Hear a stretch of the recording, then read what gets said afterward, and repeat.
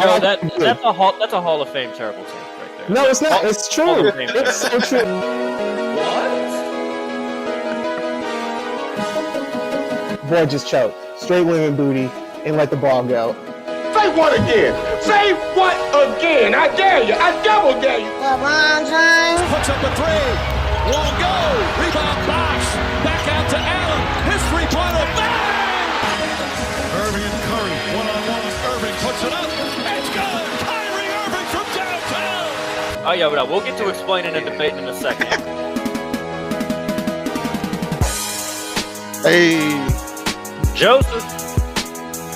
We made it. Hey, I'm so happy. It's such a great playoffs. It's amazing. We made it. It's been a great playoffs. A little bit maybe one-sided in terms of where the greatness and the fun has been, but that's okay. That's okay. It's always been like that though. For the last 25 years. Shit. The West has been a my whole life. It's been wildly entertaining. We finally got the finals matchup, Joe. We got Spurs. We got Knicks. I think we should start the show off by just saying a quick prayer. Do not let the Knicks Oh my gosh, please. win this Lord. championship. I might have to stop watching basketball if that actually happens. Oh my God. Stop watching all sports takes on anything. Seriously. Oh, my. Ruined. Woo. They're not gonna win though. It's all good. I don't know. We need to give myself We'll credit. get to a back. prediction. You did get this right. I said the Spurs. Right. You said I Spurs. said the Spurs months before the final. I like a month before Celtics, started. I think, in our preview show, and the Celtics were a bit of a surprise. But if there's going to be a team to disappoint us, Joe, who I'm better glad than it's the them. Celtics? Right. So Knicks we're not too mad about that. But yeah, you've been on the Spurs for a long time. I think we as a podcast we're pretty heavily on them, but I got to give you your credit, Joe. You were more confident in them than I was. I was a little worried about them making it through the gauntlet they had to go through on their side of the bracket in the West, but they made it. They made it.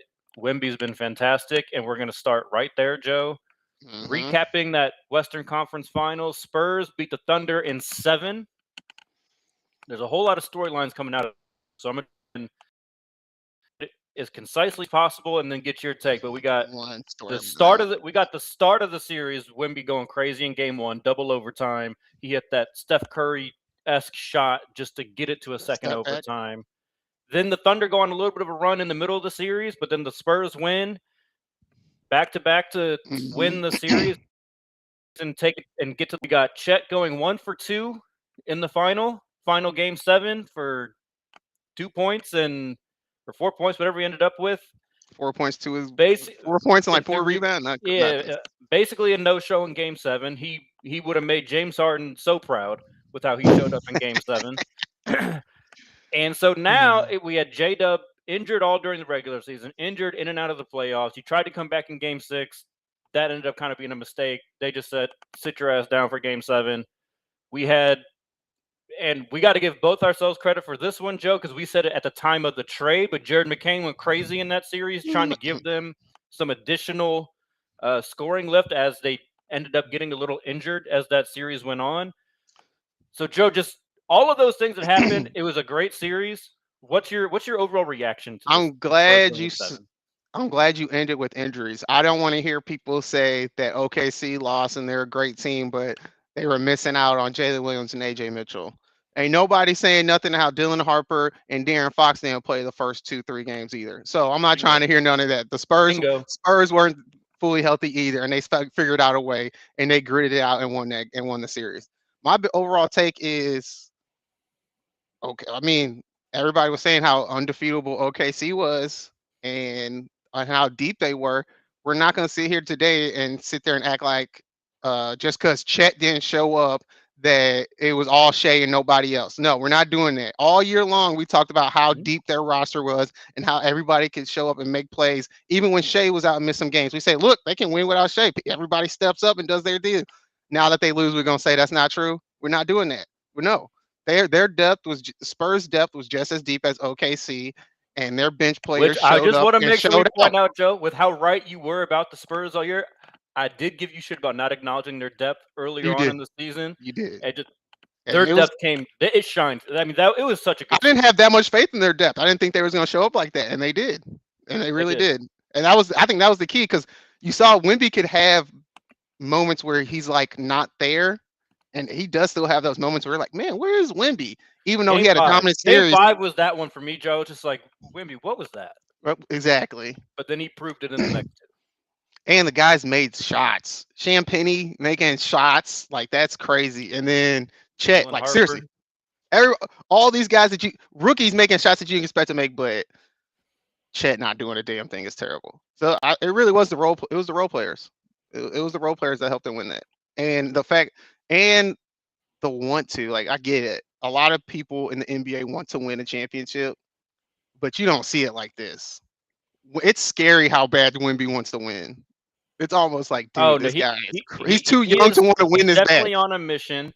The one storyline that's come out of this, Joe, that's annoyed me a little bit is this: we've never seen somebody in year 3 will their team to victory like this. I would just like people to remember 2006. D-Wade was in his 3rd year and willed that team to a victory. But nonetheless, Wemby is younger than Dwayne Wade was in his 3rd year, because Dwayne Wade spent 3 years in college. Thanks. But it's been incredible. And Joe, I think the one thing, not the one, but the thing that I really want to highlight in this segment, Joe, is, we talked about last year how set up for a dynasty the Thunder were, and I don't think that's a wrong take.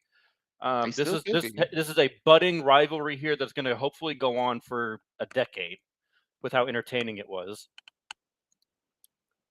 The Spurs actually might be more set up. Like they actually might be more set up.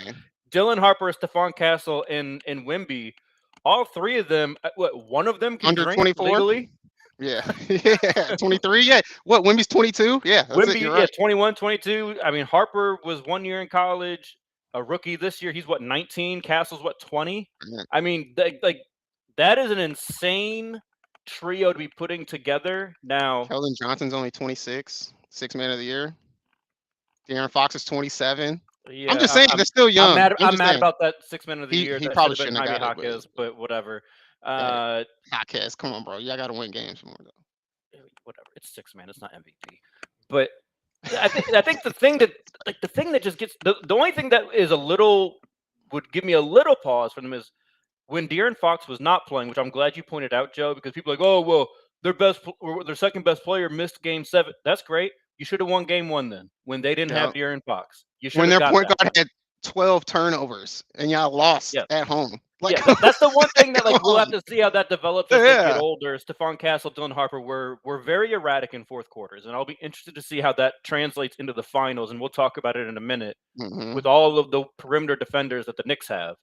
But I think the Spurs really showed a maturity that you don't usually see on a team making their first playoff run. Like, that was always the thing that kept giving me a little bit of concern. Like, okay, when they get to OKC's been in all of those moments before, and they should have theoretically learned a lot of those lessons. But hopefully this is a lesson to all these foul baiting, teaching ass teams. It's not always going to go your way in the playoffs, and you gotta figure out how to still play basketball. That was, I think, if I was Shay's credit, though, he was not foul baiting in Game 7. He was not. No, there was a couple of times. Yeah, he looked exactly. I agree. Was incredible. But 17 free throw attempts that's ridiculous. Like, come on, y'all. So here's in Game 6, the referees were not going to allow the Thunder to win on foul baiting. They were going to make them play. And this has been my issue with James Harden, Jalen Brunson, all of these guys that rely so heavily on foul baiting. That's fine if you want to try and sell a call. I'm not like hating. I'm hating against the James Harden and like that extreme level Jalen Brunson. I hate that. I do hate it. But the point that I want to hammer on more is that you can't get so wrapped up in, well, I got this call in the regular season, why am I not getting it now? Where your whole mentality then turns to bitching at the referee about the fouls that you're trying to bait and get called for you. At the end of the day, if they're not calling it, you have to go hoop. And that's always been my issue with those types of players, is they can't ever seem to do that when they need to. Now, to your point, SGA said in Game 7, I'm not gonna put this game I ain't got time for that. on the referees. I'm just gonna go hoop. He got active in the second quarter and was hooping, and for a moment looked like he might win that game all by himself for the Thunder. He was trying. At the end of the day, the Spurs role players kept making plays, kept making shots, and outside of Alex Caruso, they just didn't have a ton of people making shots on the Thunder. They ended up benching Lou Dort down the stretch. They took out Chet Holmgren, who is now going to make $40-something million a year next year, because he was so scared to play against Wemby. It came to the point to where Shea was like, I can't trust him. I'm just going to pass it to Case and Wallace because he's on fire right now. Like, he's going to make the shot. At least he's shooting. Like, it literally came to that point. Shea wasn't even looking at him. He was just ditching it. Like, yeah, it's ridiculous. So, yeah, I mean, I don't know what to do for OKC. Both teams play good, but let's talk about that, Joe, because that's the next talking point that we got to get to. Should the Thunder make a major move? The major move that I'm propositioning or suggesting is Chet, J-Dub package for a Giannis or a Jaylen Brown if he's available. Someone of that stature, packaging up maybe even some of their first-round pick ammunition that they have to try and go get one of those guys. Should they make that move now, or do you think, no, let's not overreact to losing in 7 to, in all honesty, the actual NBA Finals? I think we'll get to it, but that was the Finals. What's your take on that one, Joe? Where do you see? What should they do? I think they should just get a center. Just get a center. You need to know. I don't think they'll be able to keep Hartenstein. Well, no, he's on a team option, so they will be able to keep him if they want to. So I think they just need to get a big. I wouldn't give up on Chet. Like, come on. We've seen players get punked, or not this bad, but we've seen players show up short in the playoffs and then they turn it around. But we've also seen players show up short and then it ruins their whole career, like Ben Simmons. So it is a delicate situation, but Chet is 7'1". He is third team All NBA. You gotta give him another. You see what happened. You gotta see what happened. You got 2 years before all this money come in, and y'all ain't got nothing. You gotta try. Just add some pieces. You know what I'm saying? Pressy, he'll probably trade J-Dub because AJ Mitchell does the same thing he does, and you won't have to pay him, and he'll be cheaper. So I can see that happening, and just get another big. They just need a big who can go out there, because then Chet won't have to deal with it as much. Because Chet, come on, man. Like, he was second on Defensive Player of the Year, too. It's not like he didn't have a really good season. Wemby hates him, and Wemby is in his head, and he can't get out of that. He's going to have to figure out how to shake that, or you just get another big in there to handle it. Like the Lakers did when they had Dwight Howard. They knew Anthony Davis wasn't going to be fighting those bigs, fighting Jokic and all those bigs. So they said, guess what? We'll just get JaVale McGee and Dwight Howard and pull them out there and have them rotate to deal with the bigs. I think that's something they can do. I really do. Why not? Like, why? You were so close, and it's just Wemby. You saw how Hartenstein and who else was it? And Caruso, when they were just bumping and bodying them and pushing them, they saw you got the man tired. He's just Wemby is Wemby, and he finally pushed through after Game 5. But there was times when you were able to body him and hurt him. If you just get a big, I think you can compete, and then Chet won't have to deal with that. When you put it in Chet's mind that he has to deal with Wemby the whole game, obviously he can't handle it, and the pressure's too much. And he's scared. He didn't even want the ball. So I think you got to get a big in there to help him out. Unless you can get Giannis. No way. I would trade Chet. I would. I think this is one of those quintessential scenarios where potential will kill you. You get traded in the NBA. I'm just saying. Potential. It's one of those things where potential we know what he is. He can exactly. only get better. He can only get better. Exact potential. The potential of Chet is Wemby. That's great. He's never gonna be. No, he's not. He's never gonna be Wemby. No, he's never gonna be that. No. And here's the thing, Joe. Skills, yes, you can. He can be on. You can get better. You know, two of the things that he really does need to work on. The shot release has to be faster. Like yes, you can't be that big and then but allowing everybody to close on and run you off the 3-point line.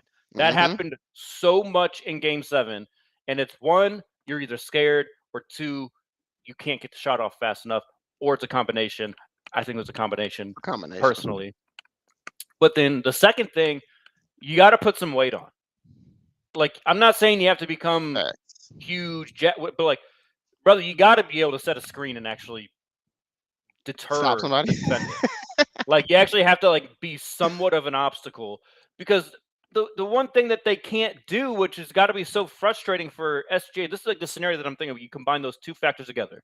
Hartenstein has to go set the screen because Chet can't do that. Okay, well, they're not really that scared of Hartenstein. Yes, he's got his little push shot or whatever, but that's fine. He'll hit 2 or 3 of those in the game, but you're not consistently worried about it. You're not consistently worried about Hartenstein dropping 25 because of the pick and roll and how SGA just keeps dumping it off, right? But the other thing is, okay, we'll kick it to Chet over in the corner. Well, it takes him 10 minutes to get his damn shot off to where they can still get back and close out. So then it makes it that much harder for SGA to actually operate in some sort of open space with an advantage with the big having to either hedge or try and take him. So are those two things something that Chet can work on? Yes. The one thing that I just don't know, Joe, that I've ever really seen is someone's mentality change. Chet was terrified. I don't ever want to see him wearing a gold chain again. I don't want to see him with a sideways hat. None of that. No culture votes anymore. You gone. That's all gone. You Jackson Dart now. That's what you are. Think about this, Joe. Look, remember. Lord, that boy was swagged out. At this point, Ben Simmons, right, has a dunk. He sees a point guard, passes because he doesn't want to get fouled because he's scared to go to the free throw line. We ain't never seen Ben Simmons since. He ain't never been the big time player that he was since. He just won a championship in fishing. I'm just saying he got a chip. He got a trophy. I'm just saying like that. My point is the mentality. You're right. I don't think it ever could break you. That could break you for real.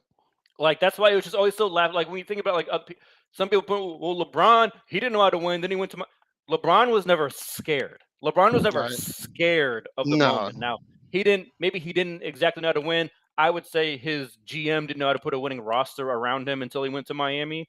But he knew how to win. The only time LeBron shrank a little bit in the 2011 NBA Finals. He did. But there was he wasn't scared of the moment. There was a ton of moments before that in very big games, game 6s, 7s against the Celtics. The 25 straight points he scored against the Pistons. Like, we had all of those pieces of evidence. We've never seen Chet do something like that. We've never seen, SGA's having a terrible series against the Spurs. What game did Chet step up to make a difference? None of them. He didn't have a moment. He never. You couldn't get a block, a dunk. J-Dub's down. Nothing. Oh, okay. Let me go get you 25. When did he do that? Nope. I don't know that he's got it in him. Again, you are giving up on a young player, but at the end of the day, you're going to have to make a choice with some of these players eventually. If you can trade Chet and 2 first-round picks for Giannis, you do it tomorrow. Oh, hell yeah. You can trade Chet and 2 firsts for Jaylen Brown. Do it tomorrow. I don't like Jaylen Brown, but that is a champion. I'd trade Chet, J-Dub, and a pick. Shit. Whatever it takes. That's what I'm saying. Like I would. You have so much. You have AJ Mitchell ascending. You got Jared McCain, who can be a powder keg. Case and Wallace. You got all these damn picks that you're about to. And you're gonna get you could trade this pick, or you could trade. Man, I would move off of him so fast. That's fair. One of those star type players. That's fair. So fast. Or you keep your pick and you draft the big man out of Michigan that everybody swears is really good all of a sudden. But I don't think he's gonna go that. Yeah. But they'll have a choice. They'll have a chance at someone. They got really options. Good. They got options for sure. Hell, Boozer might fall into their lap. I don't know that I like Boozer as a Boozer's build gonna fall. Franchise around him, but I sure around that team though. Second or third option to SGA and some other people. I would absolutely like. He's undersized power forward. You can't. Somebody going. Move Chet out there. Boozer can take Chet's spot. Get, like you said, find you a little center in free agency at mid-level exception. Do that. Move on. That's what I would do. But let's go to the East, Joe. Adam type guy. Let's go to the East. The Knicks swept the Cavs. The one time in my life I was forced to root for James Harden. This is what he did. Give me your reaction to this one, Joe. I'm not even going to wrap it. This series was so terrible and so pathetic the whole time, Joe. I mean, game one, the Cavs had them dead to rights. Facts. The moment they blew game one, they blew that 24 point I said lead. it was over. It was over.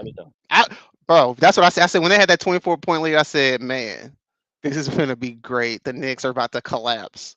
And then I said, oh, nope. The Cavs are going to collapse. Here we go, James Harden. Here we go. And then Donovan Mitchell don't care. He got Coco Jones. He don't care. He chilling. He's smooth straight. He don't care. You heard he say, he's like, yeah, this sucks, you know. It's not how we wanted it to happen, especially in a sweep. Man, you don't care, bro. You straight. And we knew what James Harden was going to be. I can't believe they already had a deal on the table to re-sign this man before the playoffs. Like, now you know, like, you're not getting LeBron. If I'm LeBron, why? Why? If you that one piece that you need in free agency to come up, why? Why would I want to come over there? And y'all re-sign Kenny Atkinson? Why? It don't make none of this make sense. This is why they suck. I want to talk about one of that for a second. I don't actually hate the Kenny Atkinson. And I want to talk about his comments after game 3. I get the stats. I get it. Analytically, the expected outcome of these games, we should be up 2-1. I ain't trying to hear that. That's true. I don't care. I don't care. Now, it was a stupid thing to say. I don't care. Should not have said that. No. But I seen that team quit. I saw the team quit. Is how I hate how everyone and see analytics is so stupid. No, analytics does not guarantee you 100% of the time you're gonna win. No. But what he was trying to say, he should have not said anything but expected that like you he should have said right there. The analytics suggest we should have won. I just did. Process that we had was good. We didn't execute the plays to get it home. That's all he was really trying to say. He should have said I managed the players poorly. We just didn't hit enough, and we turned the ball over too much at the end, et cetera, et cetera. But Joe, I'm sorry.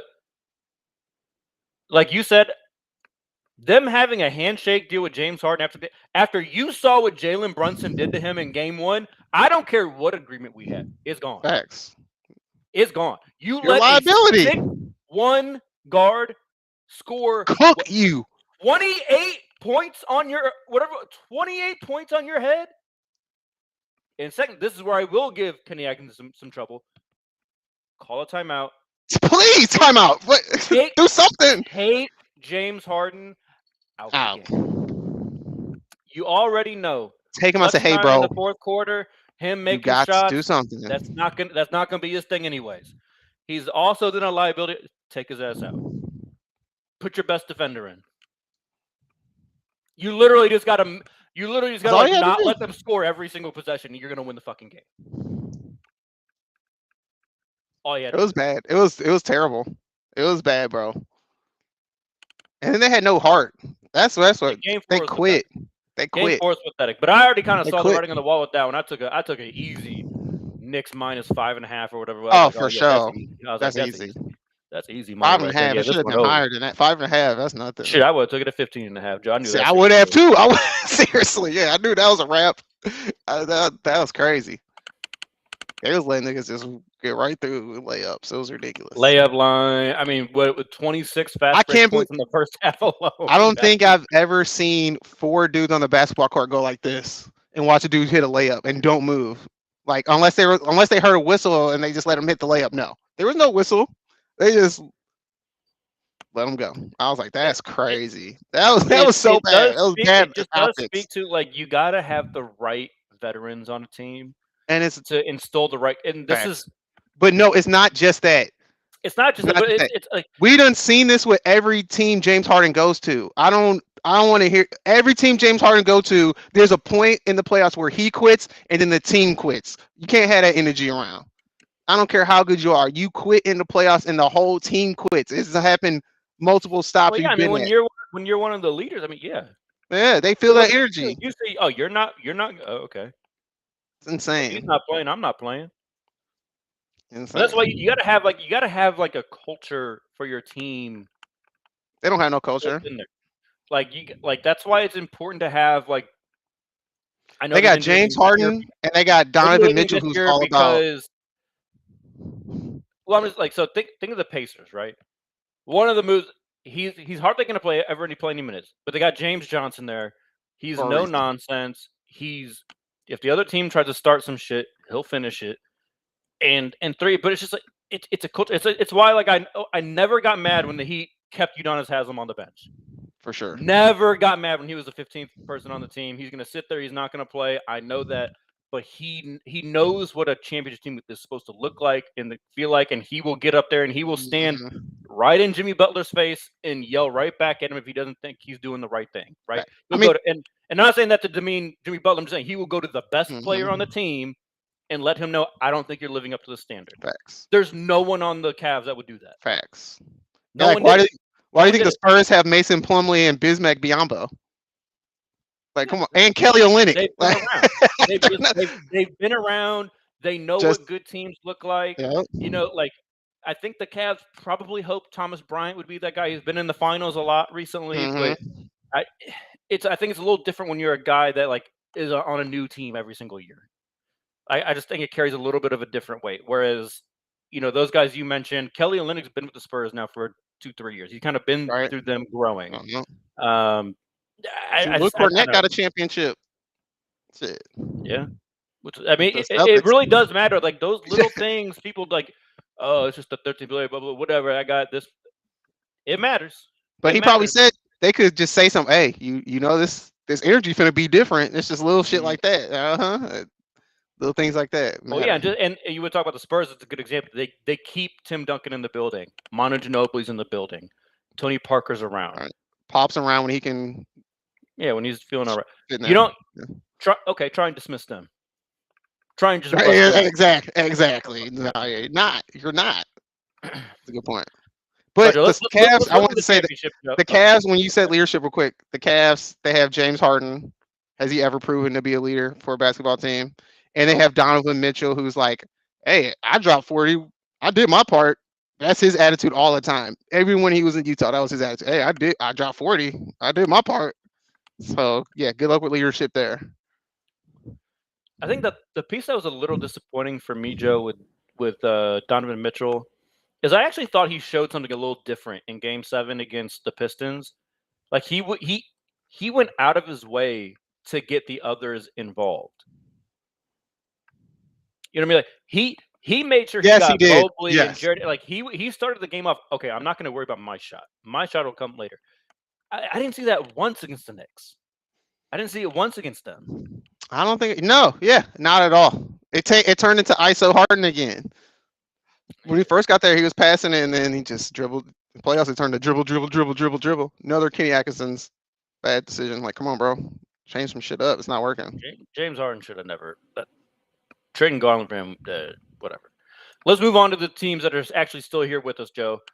So we're gonna talk about each team in the finals, the keys to them actually getting a win.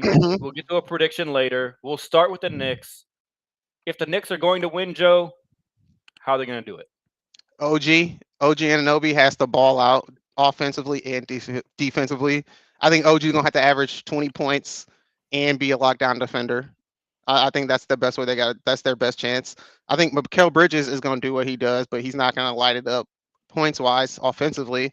So I think they're going to need that second scoring option because I think Cat's going to get into some foul trouble. Cat's always going to get in foul trouble, and it's a little different when the Spurs were playing OKC. It's kind of hard to see them pushing around Wemby and stuff because they're not as big. It's going to be some awkward looking stuff when Cat's bumping against Wemby. Those are going to be easy fouls to call because, Cat be doing some dumb shit now. So I think they're really going to need OG to step up and be like that second scorer, maybe the third option really, but some nights he may have to be the second option. I really think he's going to have to step up and be big for him. Everybody else, I know what they're going to do. Josh Hart, he's going to have to do them hustle plays. He's going to have to find ways to get rebounds underneath Wemby or do something. He's going to have to find a way to get those offensive rebounds. And I think Mitchell Robinson is going to be huge too, how many minutes he can play. I don't know how effective he's going to be able to play.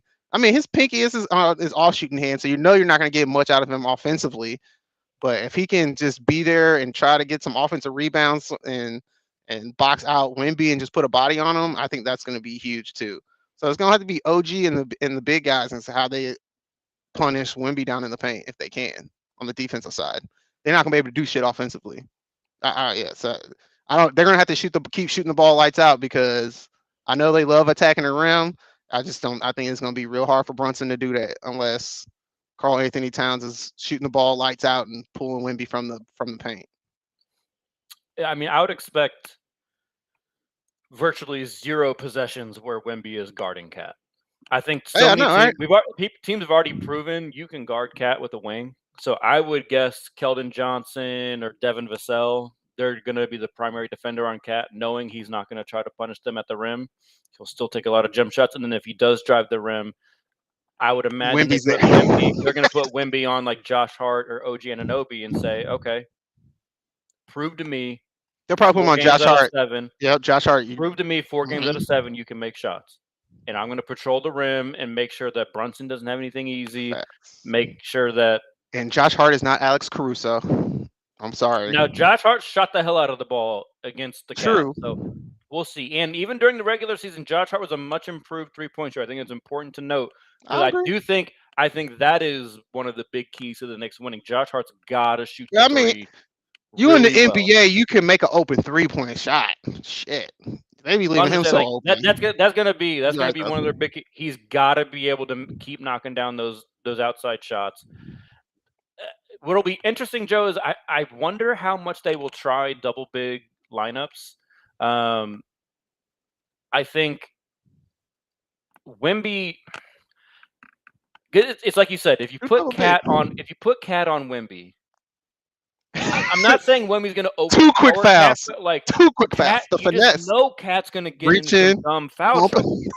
So it's just like, okay, what do we do as kind of a counter there? So I mean, yeah, one of the keys has to be Cat staying out of foul trouble. If he can guard Wemby straight up and not just capitulate to paint, because if you do the thing where you try and put Josh Hart on him, and then you try or OG on him, and then you try to have another rim protector there. That's all good and well. That's cute. But we saw against the Thunder when they tried that with like Caruso, the rim defender doesn't get there fast enough. And Mitchell Robinson is a very good rim defender. I don't know, man. I think I would try some double big lineups, Joe. If I were the Knicks, I would games 1 and 2 because you got to figure it out early if you're gonna have to change. But I think you start with potentially Mitchell Robinson on Wemby and let Cat kind of be the roamer. Fair. But oh man, yeah, I guess that's Josh Hart's gonna have to make his threes. Brunson's gonna have to do a much better job than what SGA could do with Castle guarding him. But like Brunson's gonna have to average probably 30. Who they're gonna put Brunson on? How are they gonna hire Brunson? That's weird. Because they're gonna put Mikal Bridges. They're probably gonna put Mikal Bridges on De'Aaron Fox. Yeah, I'd imagine Bridges goes on Fox. OG. Oh, if Fox is healthy though, you think Bridges can? I know he got the long arms, but that's your best. It's not bet. like Fox is fast. Shit, man. That's gonna be interesting. That's gonna be key too. That's gonna be interesting. Yeah, I mean, I would imagine OG probably tries to take Castle. I would imagine you probably try and hide Brunson on Vassell just because he's not like he can get hot, but he's not a big like shot creator himself. True. Like he's a 1 or 2, 1, 2, 3 dribbles and maybe pull up. But you can take him out and then put in Dylan Harper. Dylan Harper will attack that rim. Yeah, I mean that's what Brunson's going to have to do his damage on offense. He's going to need to average probably 30 low turnovers and probably 6 or 7 assists. Like he's going to have a insane series. Cat's got to stay out of foul trouble, and he's going to have to take Wemby a little bit. All right. And I wonder if if I'm the Spurs, do you just you can't, I don't know. The way the Knicks have been shooting the ball, do you just let Brunson get his? Like, go ahead and get 60. We're not gonna let these other guys get nothing. That's gonna be. Yeah, I think you play them the same way. You could just say, right? Just play man up. Play the same way you play SGA, right? Put Castle on him. Just play man up and say, go to the lane. He's there. Castle's gonna play on his top shoulder. Mm-hmm. Do his best not to foul. And then either you're going to make tough contested twos, mid-range shots, or you're going to try and get all the way to the rim and then see if you can deal with Wemby. But they may low key be set. The Spurs defense may low key be ready for the Knicks. They just had to go against SGA. They just did the A+ test. They just did the A+ test. Brunson. It's the same thing. All right, shit! Yeah, that's interesting. Let's move on to the Spurs. So what are your keys for the Spurs, Joe? The others. It's all about the others. Castle, Vassell, De'Aaron Fox, Johnson, Harper. Luke Cornett coming in, doing something. It really is about the others because we know we're gonna get out of Wemby. Like even if Wemby doesn't have a great offensive game, he's still gonna impact defensively.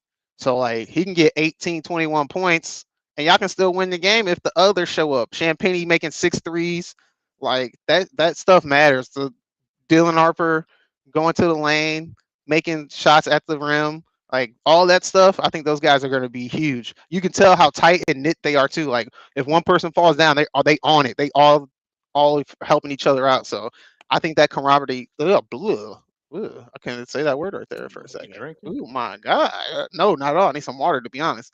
I think their cohesion. How about that? Is gonna prevail them. No, nope, not right now. Hell no. So I think that's gonna help them out a lot. I know the Knicks have it too, but I don't trust the Knicks boys. It's cool and all. They're undersized. They play a lot of minutes. They gotta crash eventually, and I just don't trust the Knicks. I don't think Jalen Brunson is Isaiah Thomas. How about that? No, that's fair. He could be Allen Iverson, get him there, but he's not going to be Isaiah Thomas. And not against it's David versus Goliath for real. I just don't think he can be able to attack the paint like that. I think for the Spurs, it's the turnovers. So to me, their key is just be steady. Facts. Don't try and get too up here. You're the better team. Take care of the ball. Run your usual stuff. You'll be okay. Do not forget about Wemby, please. I'm speaking mostly to Mr. Vassell, who I've seen look Wemby off a lot, way too many times. I hate it. But yeah, I mean, it's just Wemby needs to do what Wemby does: punish their bigs, get Cat in foul trouble, get Mitchell Robinson in foul trouble, and then for the guards, the young guards, especially Castle and Harper, just don't turn the rock over. Mm-hmm. Be steady. Total turnovers. Don't play for a Finals MVP. We already know where that's going. Facts. It's all good. Y'all are still gonna have you can still have legendary careers. It's going to Wemby. You win a championship, you get paid. That's all. Who cares about the individual award? You win a championship, you get commercials and money. Seriously, that's it. Fuck everything else. So you get paid. That's what they need to do. Fox, handling the ball in key moments to kind of save those young guards from that. But other than that, yeah, I mean, it's just, again, don't get over. Like Castle did a great job on SGA all series for the most part. He had his times where he started feeling himself a little too much and would get over aggressive, dumb fouls, send SGA to the line. Like, just don't do that with, like, that's what they're going to rely on. Take that top shoulder, drive him to the lane, get out of the way of his bullshit flops, and make him make a bunch of contested shots. Mm-hmm. You'll win. He's not going to be able to do that 4 times in a 7-game series better than Wemby's going to do on his end. Facts. I agree. And we brought it up when we were talking about the Knicks, but wherever Brunson is, punish him. Involve that person in every pick and roll, every action. Involve him, tire him out down there, get him in foul trouble down there. He is also liable to have some stupid fouls. I think it's like a stay steady thing for the Spurs. Don't let your youth get the best of you in the biggest moment. Just be who you have been the entire season. You're the significantly superior team. Facts. And I feel like the Spurs aren't going to shrink their lineup. They're not going to shrink it. They're still going to go 8 deep. I don't think the Knicks can do that. Yeah, the Knicks got They got Landry Shamet, maybe. who's been really, really good off the He bench. has been playing Robinson well. off the bench, and maybe Deuce McBride. I forgot about Deuce McBride. Yeah, I mean, he's fine, but it's like, yeah. I don't think they have much else outside that. The minutes are gonna matter. Like Wemby can get his rest probably. I don't know how much Jalen Brunson is gonna be able to get rest. Yeah, they're gonna need his creation, his shot making, playmaking, all of that. All right, Joe, it's time. Prediction time. Who's gonna win? How many games? Finals MVP. I'm going Spurs in 6. I don't know why everybody think the Knicks are this dominant team. I get it. They've been shooting the lights out the ball in the playoffs. I get it. They won 12 straight games or whatever it was. I get 11, whatever. I get it. I'm just not buying it. They've been sitting for 10 days damn near. I'm not buying it.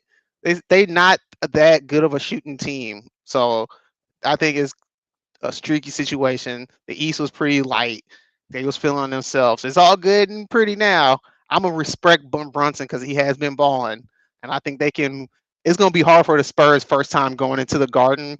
That first game in the Garden, Game 3 is gonna be insane. Like, I get it. It's gonna be hard to win in the Garden. So that's why I'm gonna respect the Knicks and give them 2 games. But I think the Spurs got this. I think the Knicks are outmatched. They got Brunson. It's nice, but I just really on paper. I don't think it's even close. And the Spurs. Did you see what Dylan Harper said when they was holding the trophy? He said we got some get back for the in-season tournament. For the in-season tournament. So they already thinking about that shit. That shit is scary. When Wemby is motivated and has a reason to, he's already proven it. He was mad about Shea winning the MVP trophy. So I think the Spurs, they got a whole nother reason to win too. So I just don't think it's gonna be real hard for the Knicks. They outmatched.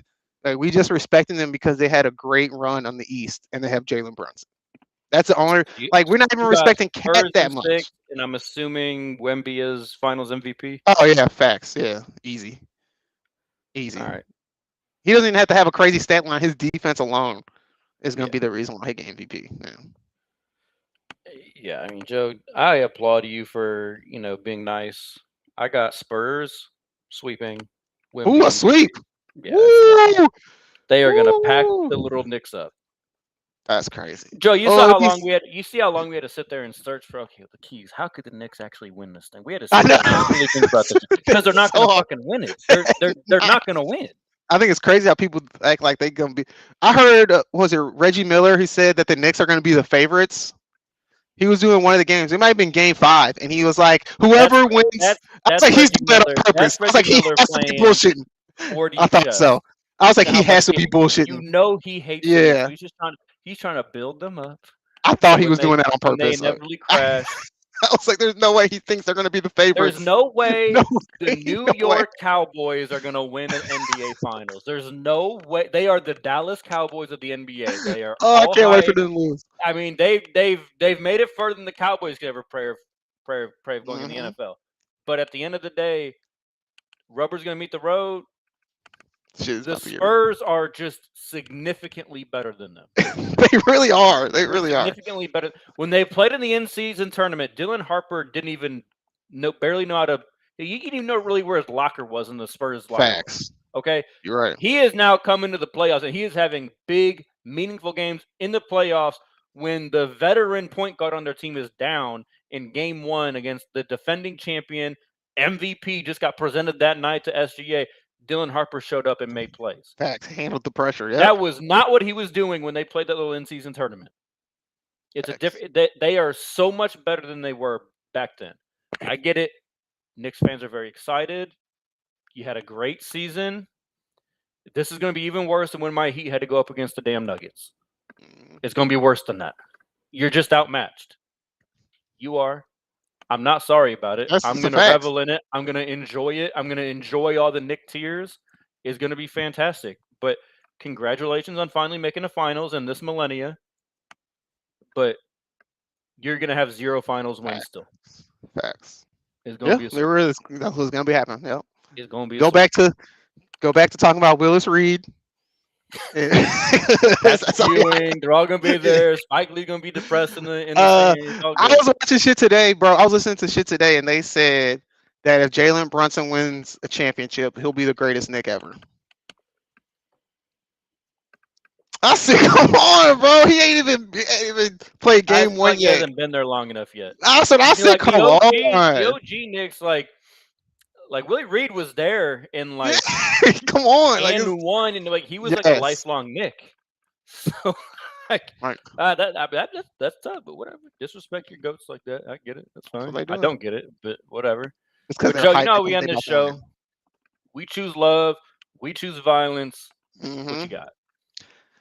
I'm gonna go with love on this one. I'm gonna shout out. I don't know if you noticed, but you know how they say international players are taking over the NBA? It's not true. It's the Blasians that's taking over, baby. It's the Black Asians that's taking over. Did you not see how many Black Asians was in the Western Conference Finals? Yeah, Dylan Harper. Yeah, Cason Wallace. You got Jared McCain. We taking over, baby. I'm just saying. The Blasians is here to stay. Shout out love to the Blasians. They getting paid and they balling out here. Even if they do paint their nails, they still out here hooping 100% confidence. Shout them out. Blasians all day long. And then I got a second one. Shout out the Rams, baby. We going to the Super Bowl.